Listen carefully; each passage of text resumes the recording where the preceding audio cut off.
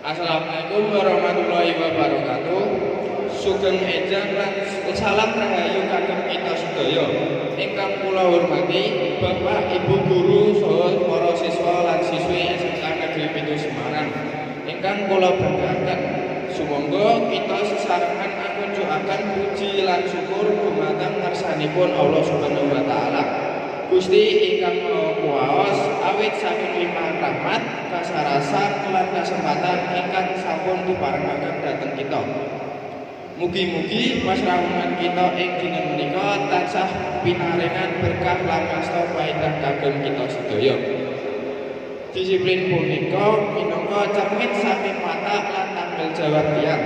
Wonten ing SMK Negeri 7 Semarang, sifat disiplin punika saged kapirsani saking anggen panjenengan sedaya ngagem seragam lan jagi kerapian saben dinten.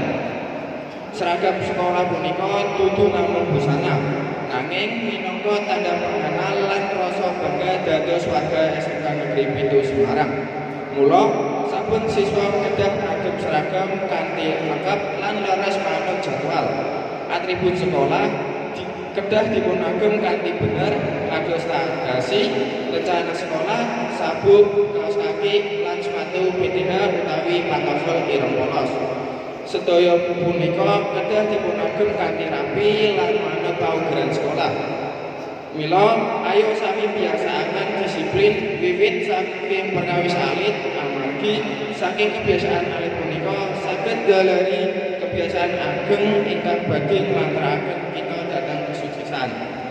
Mukanten ingkang saged kula aturaken ing injil menika, mugi kita sedaya tansah dados siswa lan siswi ingkang tertib, disiplin lan saged jagi nami baik SMK 7 Semarang.